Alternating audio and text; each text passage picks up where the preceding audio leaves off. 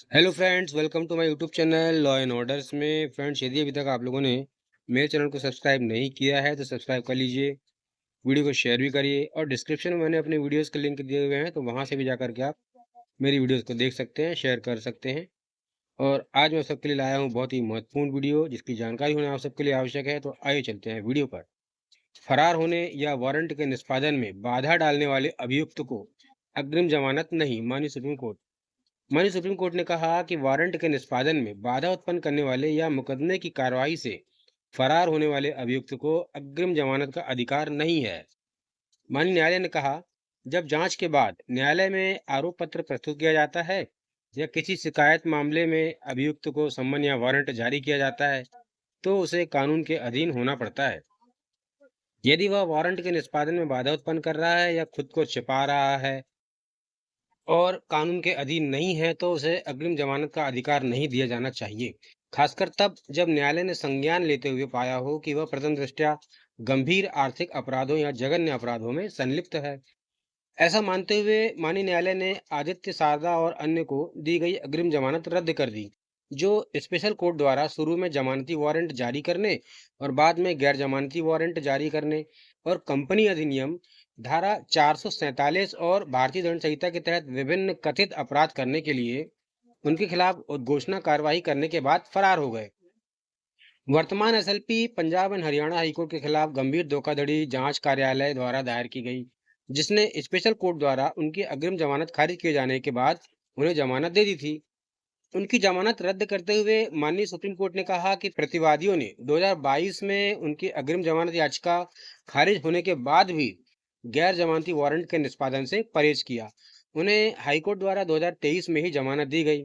इसमें माना गया कि ऐसे मामलों में जहां गिरफ्तारी का वारंट जारी किया जाता है या उद्घोषणा कार्रवाई शुरू की जाती है, जमानत देने की असाधारण शक्ति का इस्तेमाल नहीं किया जा सकता। इस अवलोकन के मद्देनजर माननीय न्यायालय ने हाईकोर्ट का आदेश रद्द कर दिया और प्रतिवादियों को 1 सप्ताह के भीतर आत्मसमर्पण करने का निर्देश दिया। अग्रिम जमानत देना निश्चित रूप से नियम नहीं है।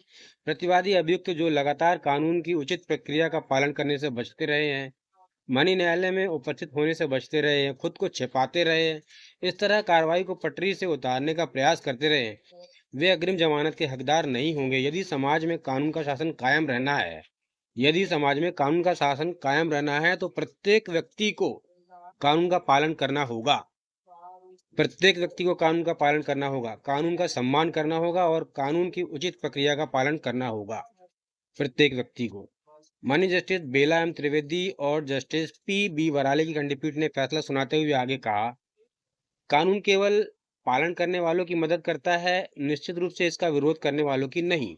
जब जांच के बाद अदालत में आरोप प्रस्तुत किया जाता है या किसी शिकायत मामले में अभियुक्त को समन या वारंट जारी किया जाता है, तो वह खुद को कानून के अधिकार के अधीन करने के लिए बाध्य है। यदि वह वारंट के निष्पादन में बाधा उत्पन्न कर रहा है या खुद को छिपा रहा है और कानून के प्राधिकार के अधीन नहीं है, तो उसे अग्रिम जमानत का विशेषाधिकार नहीं दिया जाना चाहिए।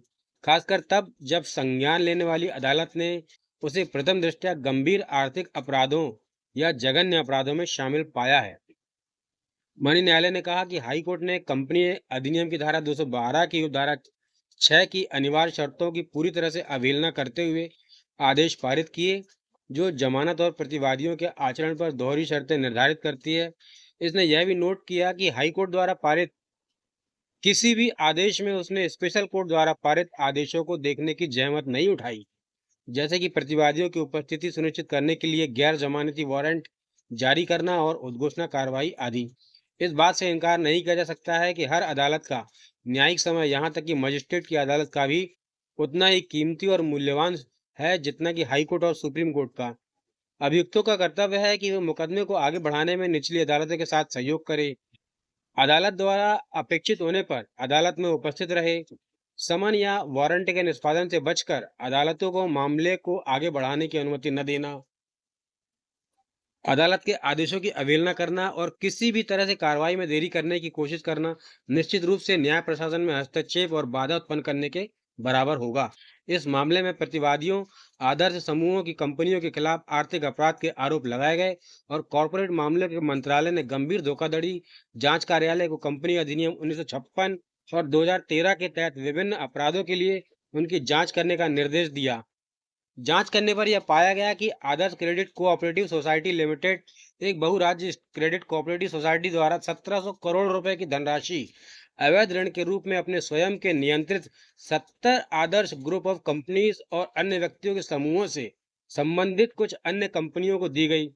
यह स्थापित स्थिति के विपरीत पाया गया कि एक कंपनी बहुराज्य क्रेडिट कोऑपरेटिव सोसाइटी की सदस्य नहीं हो सकती, इसलिए ACCSL द्वारा ऐसी कंपनियों को ऋण नहीं दिया जा सकता जो बाहर जाली वित्तीय दस्तावेजों के आधार पर प्राप्त किए गए। केस टाइटल: गंभीर धोखाधड़ी जांच कार्यालय वर्सेस आदित्य सारडा, विशेष अनुमति याचिका क्रिमिनल नंबर 13956। तो ये था बहुत ही महत्वपूर्ण वीडियो। फ्रेंड, मेरे चैनल को सब्सक्राइब करिए, वीडियो को शेयर करिए और डिस्क्रिप्शन में मैंने अपनी वीडियोस के लिंक दिए हुए हैं, तो वहां से भी जाकर के आप मेरी वीडियोस को देख सकते हैं। Thank you.